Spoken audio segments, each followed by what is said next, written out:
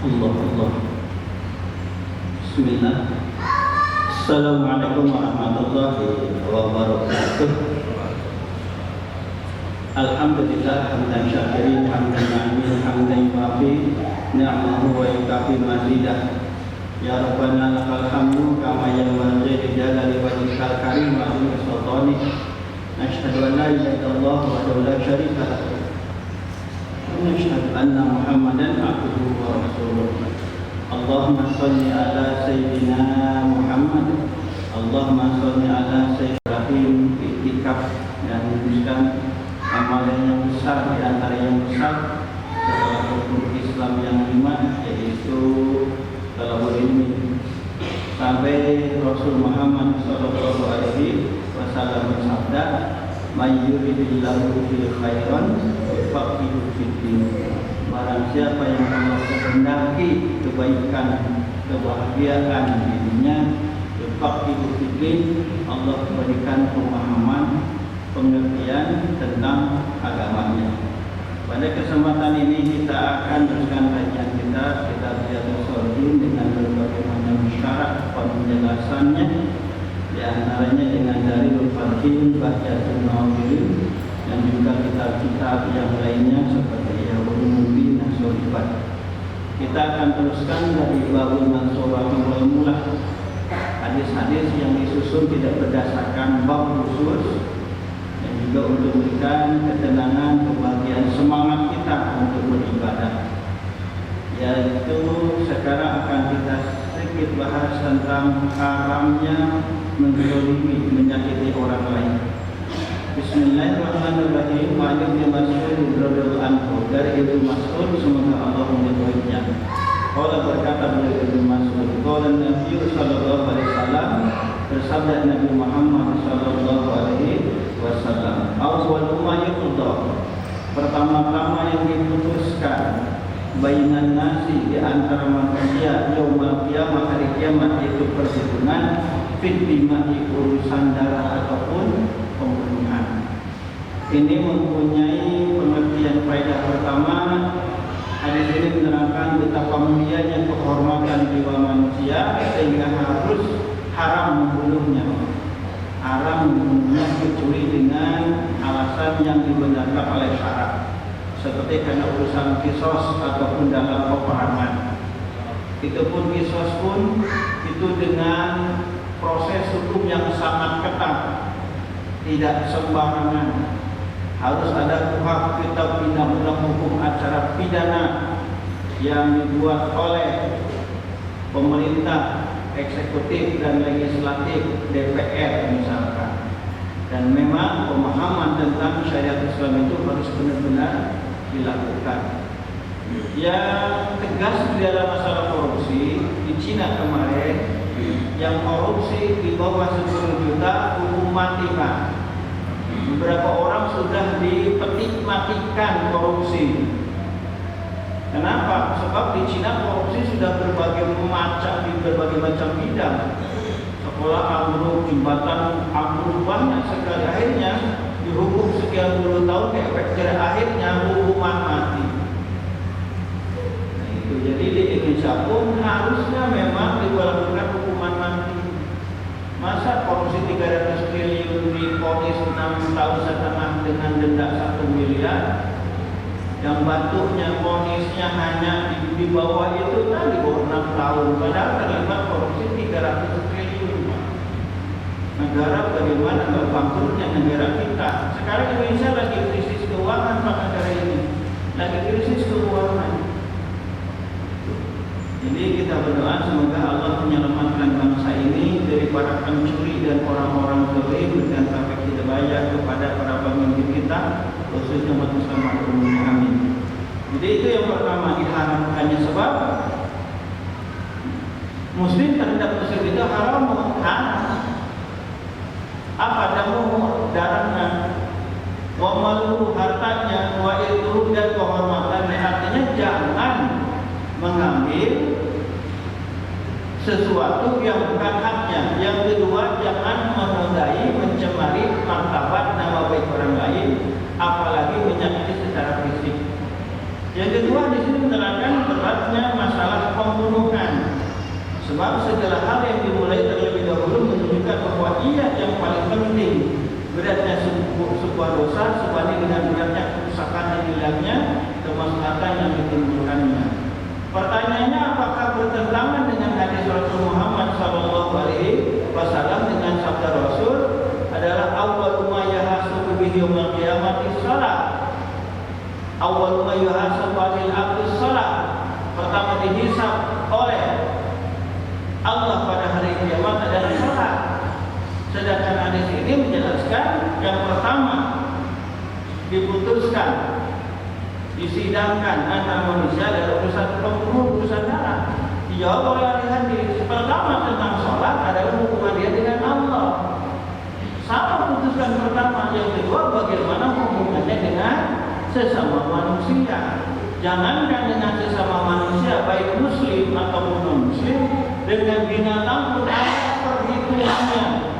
Sampai jangkrik yang diadu, domba yang diadu, bantai yang disakiti seperti di Spanyol itu akan dihidupkan lagi menjadi saksi nanti yaumul hisab nanti tentang bagaimana perlakuan manusia terhadap binatang tersebut. Berbanding terbalik juga adalah binatang-binatang khususnya itu akan dihadirkan sebagai saksi akan kebaikan kesolehan seseorang. Misalkan kambing untuk akikah, kambing domba untuk kurban, ayam untuk selawatan syukuran untuk sedekah, itu dihadirkan. Nanti menjadi saksi itu bukan cuma lidah, sebab lidah itu suka bohong. Al-yawma nakhtimu ala afwahihim wa tukallimuna aydihim wa tashhadu arjuluhum bima kanu yaksibun. Al-yawma pada hari ini yaumul hisab nanti, nakhtimu ala afwahihim, kami menutup menyingkap. Nggak ngomong lidah itu bersekat lidah. Wa tukallimuna aydihim, akan berkata kepada kami, firman Allah, menjadi saksi kepada kami adalah aydihim, tangan-tangan mereka, wa tashhadu arjuluhum, dan akan menjadi saksi kaki mereka, bima kanu, atas segala sesuatu yang mereka lakukan. Sekarang saja di pengadilan, kalau misalkan terdakwa banyak bersilat lidah menolak akan dakwaannya, kan bisa didapatkan saksi berupa manusia, kan? Beberapa orang atau kelompok tetap menolak tes DNA apabila terjadinya penyangkalan keturunan, atau memang ada sesuatu hal yang lain. Apakah ada jatuh enggak rambutnya, misalkan keringatnya di tempat kejadian pertama, itu bisa menjadikan bukti untuk menjatuhkan seseorang yang tertuduh menjadi terdakwa. Nanti di akhirat seperti itu. Karenanya jamaah mata Allah Subhanahu wa taala, ada satu hadis yang sangat menarik dari hadis-hadis yang dikumpulkan oleh sama pengarang yang interpretasi sore itu Imam Nawawi. Hadis ke-24 tentang haramnya berbuat aniaya dan bagaimana sikap kita ketika membutuhkan makanan, minuman, pakaian apapun, apakah kita hanya pasrah saja, diam berdiri saja apatis, bagaimana sikap seorang muslim. Ini Abi Dzar Al-Ghifari, dari Abi Dzar Al-Ghifari. Silakan para bapak untuk membuka kitab hadis Arba'in. Kitab kecil Pak, kitab kecil tapi sangat bagus, sehingga banyak dipelajari di pesantren-pesantren Indonesia, khususnya di dunia pada umumnya Ahlus Sunnah wal Jamaah. Sebab ada satu kabar baik dari Rasul Muhammad SAW, orang yang menghafal 40 hadis, maka Allah akan masukkan ke surga, Allah haramkan masuk neraka, dan Allah akan haramkan jasadnya dirusak oleh bumi atau tanah. Silahkan baca dulu, pahami dulu, dan dihafalkan.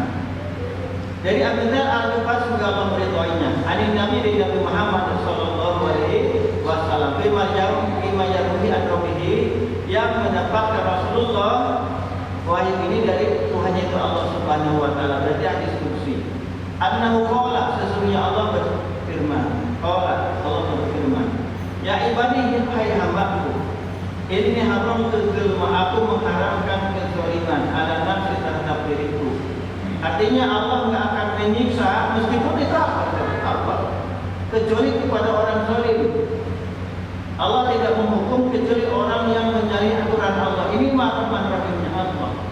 Allah tidak akan mengazab, tidak akan menyiksa, memberikan peringatan, berupa musibah kepada orang-orang yang dianggap oleh kita tak pantas, padahal Allah Subhanahu mengetahui segalanya.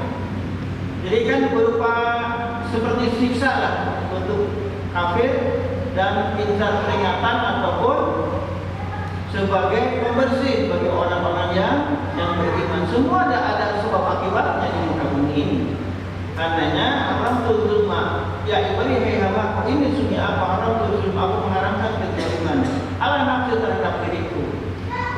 Wa ja'altu bainakum muharraman, aku jadikan kezaliman itu di antara kamu haraman yang dilarang.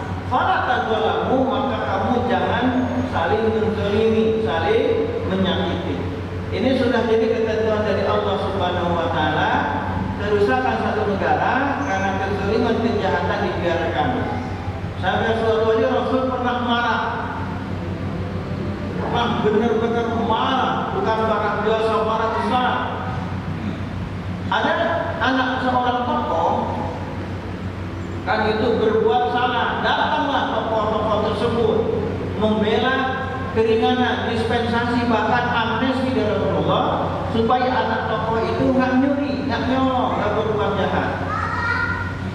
Rasul marah sampai beliau bersabda, "Wallahi demi Allah, lau Fatimah sakaraka, kalau Fatimah anak sendiri itu nyuri, aku sendiri yang akan potong tangannya." Nah, kalau keadilan seperti diberlakukan, maka nggak akan terjadi kekacauan. Gitu. Kenapa Brunei makmur? Kenapa negara misalkan seperti Emirat Qatar, Kuwait misalkan itu termasuk makmur? Misalkan karena memang kekayaan alamnya diberikan oleh pemerintah kerajaan untuk kesejahteraan rakyatnya. Sekolah gratis, berobat gratis, mau nikah dibiayai, punya anak dibiayai, mulai hamil sampai melahirkan sampai punya anak dibiayai, rumah dibiayai, tiap bulan dikasih. Dari mana? Dari kekayaan alam. Kenapa? Jujur pemimpinnya. Gitu. Bisa terjadi di Indonesia? Bisa. Mulai dari pemimpinnya, mulai dari ulamanya, sebab rusaknya pemimpin itu banyak sekali disebabkan ulamanya yang rusak. Apabila